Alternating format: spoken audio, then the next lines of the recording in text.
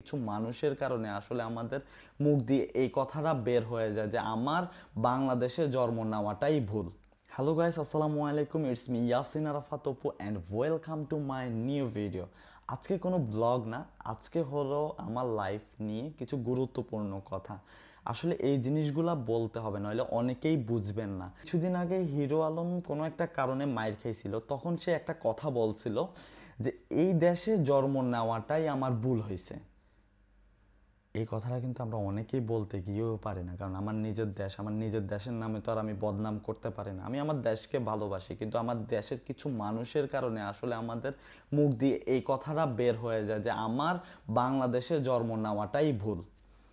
তো সেম আসলে এই জিনিসটা আমি যখন হিরো আলম এই কথাটা বলছে তখন আমার কাছে মানে স্যাড ফিল হয়েছে, অনেক স্যাড ফিল করছি আমি যে আসলে কথাটা কিন্তু ও খারাপ বলে নাই, সত্যিই বলছে। আসলে আমি নিজেও এখন একটা কথা বলি, আমার নিজেরও এখন কেন জানি মনে হচ্ছে যে বাংলাদেশে জন্ম নেওয়াটাই মনে হয় আমার ভুল হয়েছে।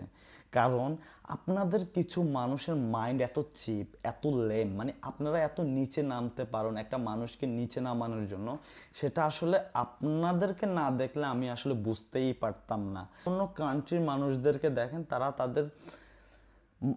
তাদের কান্ট্রির মানুষকে কিভাবে সাপোর্ট করে, আর আপনারা কিভাবে সাপোর্ট করেন। আপনারা একটা মানুষকে কতটুকু নিচে নামাইতে পারবেন, কতটুকু নিচে নামাইলে সে নিচে নামে যাবে, সেটাই আপনারা অলওয়েজ ট্রাই করেন। আমাদের দেশে একটা মানুষ বিপদে পড়লে আলহামদুলিল্লাহ বলে, আর অন্য দেশে একটা মানুষ বিপদে পড়লে ইন্নালিল্লাহ বলে, যে আল্লাহ আচ্ছা ঠিক হয়ে যাবে, আল্লাহর কাছে দোয়া করে যেন ওর প্রবলেমটা ঠিক হয়ে যায়। কিন্তু আমাদের দেশে প্রবলেম হলে কি বলে জানেন? একটা মানুষ বিপদে পড়লে, একটা মানুষ প্রবলেমে পড়লে কি বলে জানেন? বালাই হয়েছে, বাক্কা হইছে, আর করবি নি এরকম, চাপড়ি, এই হইছে, সে হইছে, আর আবিনি, এটা করবি নি, সেটা করবি নি। মানে আমাদের দেশে হয়েছে অন্য ধরনের একটা সিস্টেম, যেটা আসলে মানে আসলে কিছু বলার নাই আমার। আসলে তেল মারেন কাকে জানেন? যার তেল আছে তাকেই আপনারা তেল মারেন। আর যার তেল নাই, সে তেল নিজে তৈরি করে তেল বানাইছে, তখন তার নিয়ে আপনারা সমালোচনা শুরু করেন। তার বর্তমান নিয়ে কিছু না বলতে পারলেও তার অতীত নিয়ে আপনারা বলা শুরু করেন। যেমন আমি আমার কথা বলি, আমাকে এখন বর্তমানে কেউ কিছু না বলতে পারলেও কি বলে জানেন? নাপিত। তুই তো নাপিতের কাজ করে আসছিস, তুই তো নাপিতের কাজ করে আসছিস। তার আমার নিজের অনেক ফ্রেন্ড সার্কেল আছে যারা অনেক রিচ, কিন্তু যখন তারা বাইরের কোনো কান্ট্রিতে যায় তখন তারা কি করে জানেন? রেস্টুরেন্টে পেলেট দই, মানে বুঝতে পারছেন, লাখ লাখ টাকা খরচ কইরা বাইরের কান্ট্রিতে আইসা ওয়াশরুম সাফ করে, লাখ লাখ টাকা খরচ কইরা আইসা ক্লিনের কাজ করে। তো এটা তো কোনো প্রবলেম না, এটা একটা কাজ, আমি কাজ করে খাইতে হবে। ভাই তুই নিজে তো টয়লেটে সাফ করতেছস, ভাই তুই নিজে তো টয়লেট ক্লিন করতেছস, তুই আরেকজনকে নিয়ে জাজ করতেছস যে ও কি করতেছে, ও কি করে আসছে? তুই নিজে কি করতেছস তুই আগে সেটা দেখ। না, আপনারা সব সময় যতটুকু নিচে নামানোর জন্য যতটুকু করা লাগে আপনারা করে ফেলেন। আপনারা নিচে নামানোর জন্য আপনাদের যতটুকু করা দরকার আপনারা করেন। ভাই দেখো, আমি তোমাদেরকে একটা কথা বলি, আমি আজকে স্পেশালি এই ভিডিওটা আসলে আমার ফ্রেন্ড ছায়ার জন্যই আমি করতেছি। কারণ ওরে অনেকে কমেন্ট করে যে ওরে তো আমরা হোটেলে দেখছি, ও এখানে ডান্স কাজ করে, ও এইটা করে, ও সেইটা করে, ও 50 দেরামের। ভাই তুমি 50 দেরামে এটা জানো কিভাবে? মানে তুমিও এইখানে যাও, প্লাস কি তুমি তোমার মা বোনদেরকে কি দিয়ে আসছো এখানে, যে তুমিও এটা ব্যবসা করে আসছো, এই কারণে তুমি জানো 50 দেরাম? মানে এত ইজি নাকি দুনিয়া ভাই? আগে একটা মানুষের সম্পর্কে জানো, তারপরে একটা মানুষকে নিয়ে কমেন্ট করো। কমেন্ট করলে তো আর হবে না, একটা মানুষকে নিয়ে জানতে হবে। একটা মানুষকে নিয়ে হাসি ঠাট্টা করার জন্য, কিছু টাইমের মজার জন্য একটা মানুষকে কতটুকু তোমরা নিচে নামাও যেটা তোমরা নিজেরাও জানো না। আপনারা কমেন্ট করেন 10 দেরামে পাওয়া যায়, 20 দেরামে পাওয়া যায়, 30 দেরামে পাওয়া যায়, 100 দেরাম হইলেই পাওয়া যায়। মানে তাহলে তোমরা একটা আর তোমরা অলওয়েজ মাগে থাকো, এ কারণে তোমাদের এগুলা নিয়ে ধারণা অনেক বেশি। ফার্স্ট অফ অল হলো এটা। সেকেন্ড হলো, স্পেশালি আমি মেয়েদের কথা বলি, এক এক জনের বডি এক এক রকম, এক একজন এক এক রকম। তার মানে এই না যে ওরে নিয়ে আপনি একটা খারাপ কথা বলবেন। আর অনেকে অস্ট্রেলিয়ান গাবি বলে।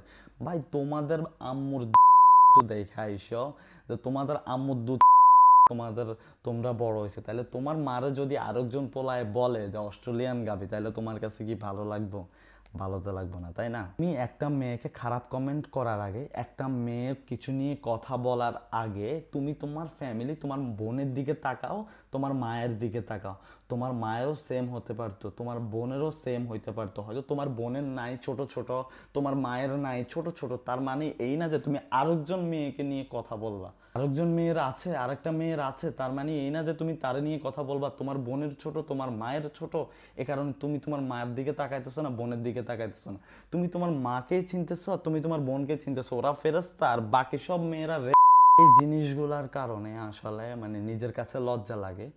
কখনো কেউ জিজ্ঞেস করলে যে তোর দেশ কোথায়, যখন মানে আমার মুখ দিয়ে বাইর হইতে আমার নিজের কষ্ট লাগে, আমি নিজে বলতে কষ্ট লাগে যে আমি একজন বাংলাদেশি।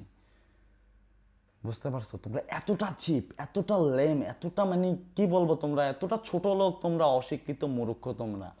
মানে তোমরা শুধু তোমাদের মা বোনেরটাই চিন্তা করো যে ওরা ফেরেশতা আর সব মেয়েরা এটা ভাবো তোমরা। এগুলা কোনো কথা?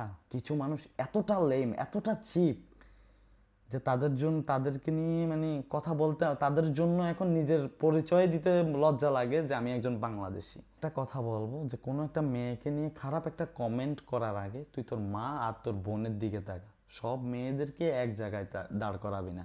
তুই তোর মাকে আর বোনকে যদি ফেরেশতা ভাবস, তাহলে অন্য তারও ফেরেশতা ভাবতে হবে। ভাই সে যা মন চায় তা করুক, তোমার কমেন্ট করার কোনো রাইট নাই। বাধ্য হয়ে ভিডিওটা করতেছি বিকজ আপনারা অনেক লেম, অনেক চিপ। কিছু মানুষ, সবাই না, সবাইকে বলতেছি না, কিছু মানুষ এতটা চিপ, এসব ব্যাড কমেন্টগুলা করে। তারা কি ফ্যামিলির কখনো শিক্ষা পাইছে কি না আমি জানি না। তারা হয়তো ফ্যামিলির শিক্ষা পায় নাই, তাদের হয়তো রাস্তায় জন্ম হইতে পারে।